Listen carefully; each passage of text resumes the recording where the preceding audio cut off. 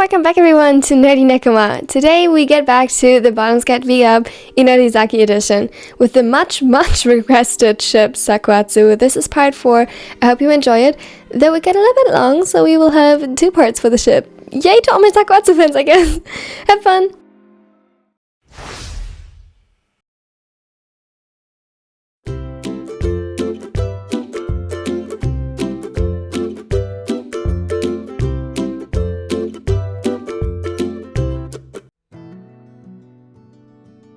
When Sakusa's phone rang, he expected it to be Atsumu.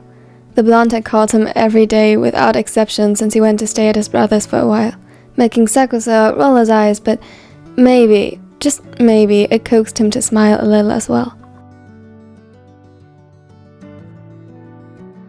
He enjoyed the calm that he only got when the setter was out for a while since they moved in together. Yet, he had to admit it felt a little empty at times. He missed the little things.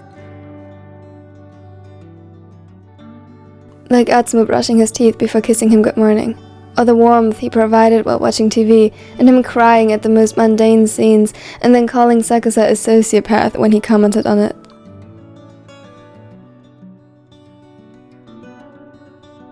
He missed how the room brightened with a smile. In his absence, the silence was serene, but in his presence, the calm was warm.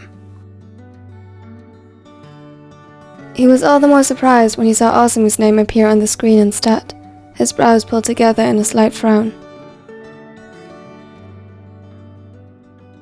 They got along better now, but it was still rare for the silver-haired twin to initiate contact, unless... Asumu, it's Sakusa. How can I help? I know who I called. The ace sighed. The Miyas are truly a breed of their own. It's about Atsumu.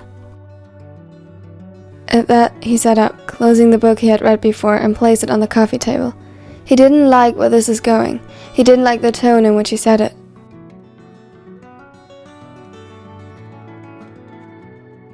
A sudden tension built in his muscles and his jaw clenched. What about Atsumu? Did something happen?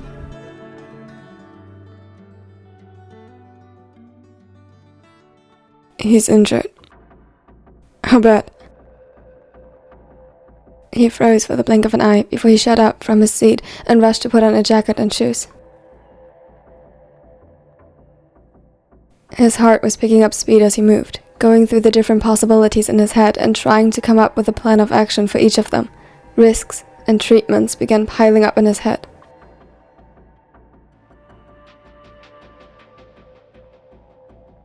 Physically not too bad. He said he didn't need to go to the ER at least, and it didn't look like it either.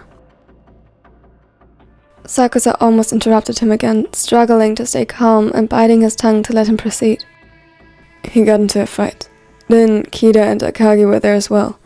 They each got roughed up a bit. Was it?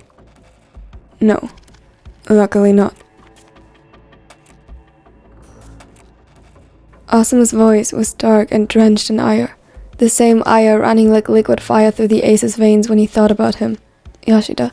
The relief that Atsumu hadn't encountered his ex was quickly drowned out by his persisting worry as Asumu continued to explain what happened based on what Suna told him.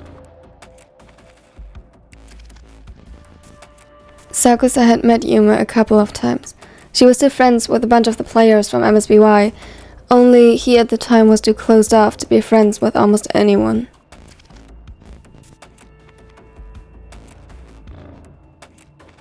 And maybe he had been a tiny bit envious that she got to be with Atsumu, but it wasn't like he would admit that, neither then nor now. However, he felt for her. If they met again, he thinks he would like her. A tragedy that she was just as bad at picking ex-boyfriends as Atsumu was.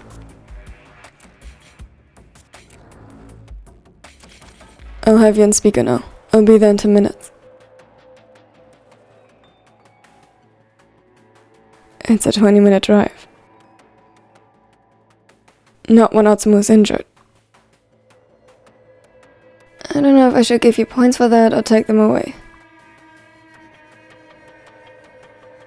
You showed up at our apartment in 7, the time Atsumu saw him at the grocery store.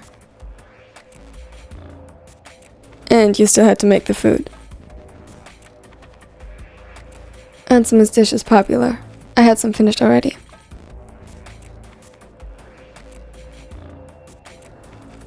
My point still stands. He was almost certain he heard Suna chuckling in the background, and most definitely taking pictures. He was sure he'd hear from Komori about it later.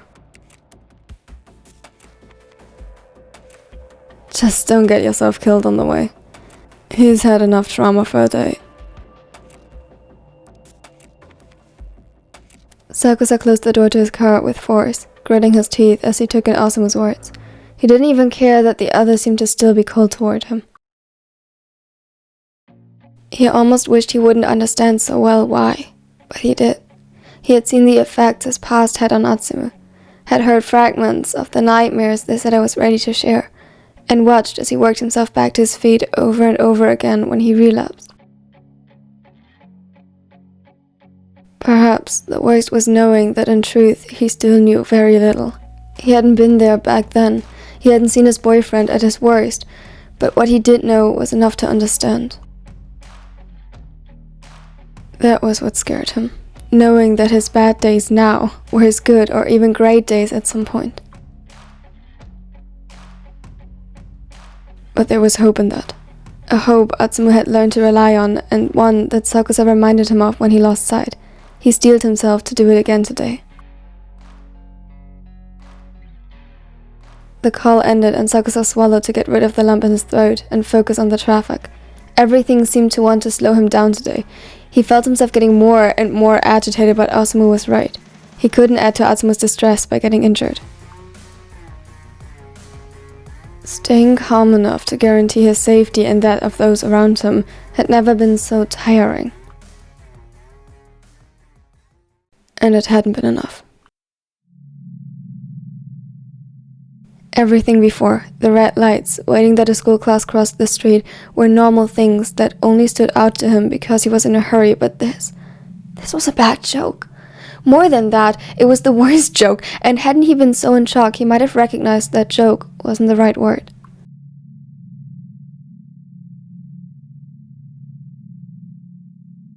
He had barely time to register what was happening. There was a screeching sound to his left, then suddenly a cacophony of shattering, metal scraping against metal, and the delayed screams of bystanders.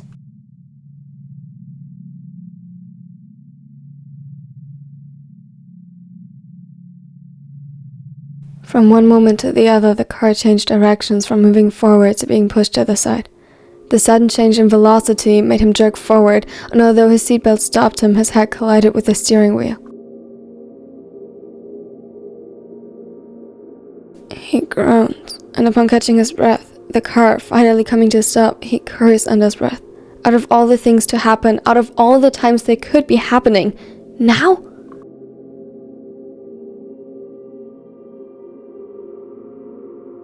It had been his turn. He had been careful. Why? Disoriented, he looked around.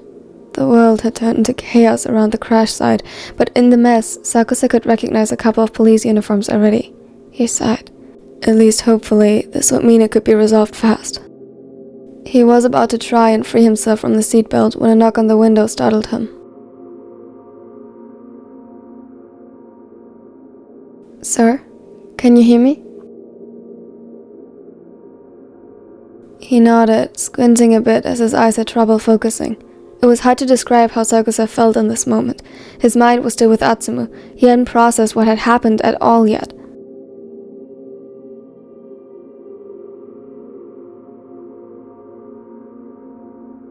Suddenly, he felt very jittery as adrenaline pumped through his veins. His head was buzzing, and it was as if his brain alternated between taking in a lot more information than usual and blurring and blending them into one another.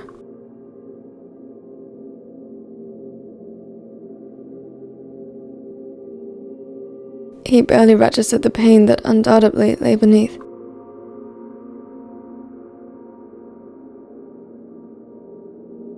Please try to move as little as possible. Can you open the door? For a moment he wondered, how had the paramedics gotten here so fast?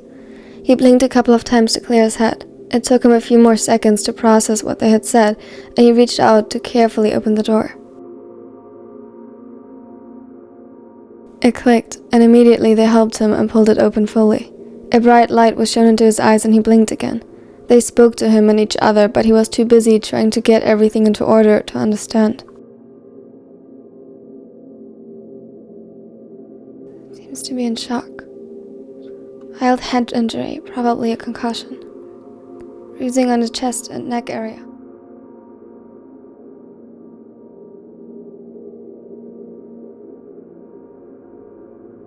What?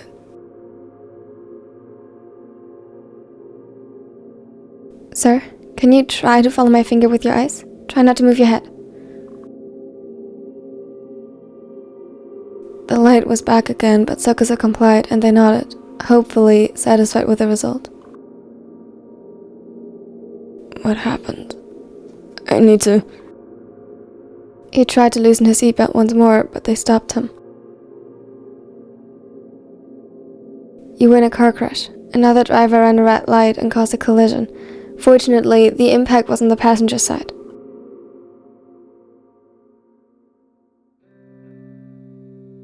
They spoke slowly and clearly, and SakuAtsu was grateful for that. Slowly the fog around his mind cleared. Your neck seems to be fine so far. However, you have a head injury and some bruising where the seatbelt restrained you.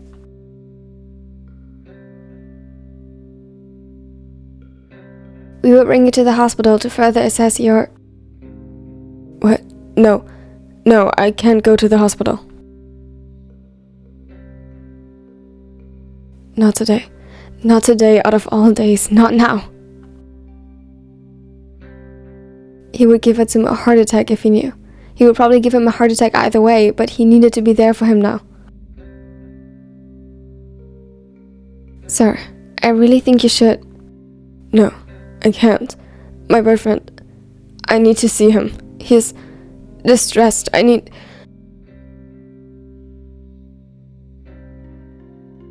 He took a deep breath in to collect himself. The reality of the situation still hadn't quite caught up to him, but focusing on Atsumu helped a little, not to panic.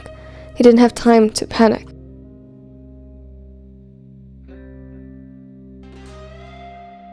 Your injuries could be more serious. Further assessment and screening could help make sure nothing worse happened. It's most likely a concussion, isn't it? I can do that. I'm an athlete, I had those before. I promise I'll rest.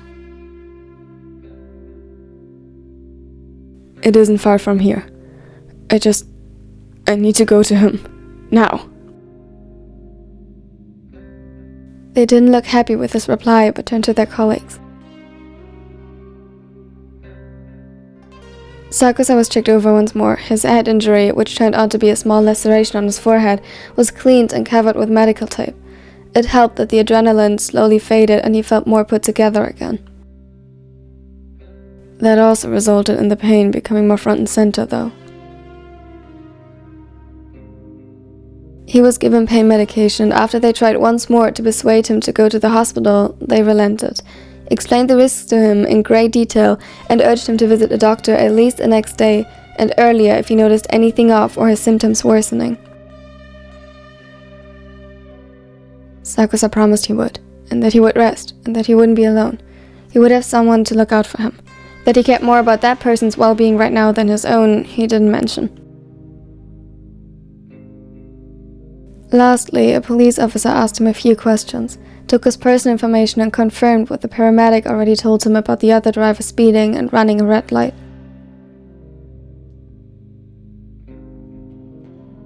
It registered only now how relieved he was not to be the cause, but that too faded into the background again as he was allowed to leave. His car would be dealt with for now, which meant a lot of insurance stuff later, but that wasn't important at the moment.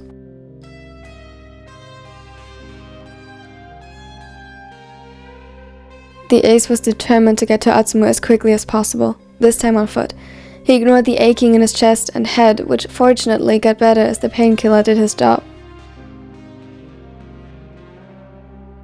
When he finally arrived at the Onigiri-miya, his mind was focused again. He earned himself a few odd stares, but beelined straight to the stairs off to the side. Sato, who knew him already, only scanned him with a concerned look, but otherwise didn't comment as he turned to the next customer.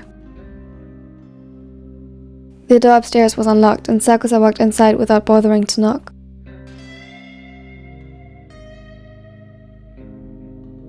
"10 minutes, huh? It's been almost an hour." "It's been 40 minutes, don't exaggerate." Suna and Osamu sat at the kitchen table, and Sakusa followed their voices as soon as he took off his shoes, in the hopes Atsumu would be with them, but he wasn't. "Where's Tsumu?" "He is... Whoa, what happened to you?" Suna practically dropped his phone in shock as he looked up, causing Osamu to look up surprised. His usual indifferent expression fell. "Car accident. Not important. I was clear to go. Where is he?" "What do you mean not important? I told you not to get yourself into an accident." He looked almost angry, though Sakusa assumed, similar to the irritation now gathering under his skin, that it was simply too much for him today. "I didn't. It wasn't my fault. Some idiot ran a red light. I wouldn't be here if I had been responsible. The police was involved." "No, I'm fine. Please just tell me where Tsumu is. Please." Suna still seemed conflicted, but Osamu nodded and pointed to their guest bedroom. "Don't scare him too much, and get some rest. This looks like it hurts." "You look worse than me, and I fought a bunch of idiots just an hour ago." That didn't make Sakusa feel hopeful. Suna had a cut on his lip and some nasty bruises. If he looked worse, perhaps he was still in shock. He shrugged it off and made his way to Atsumu. This was more important now.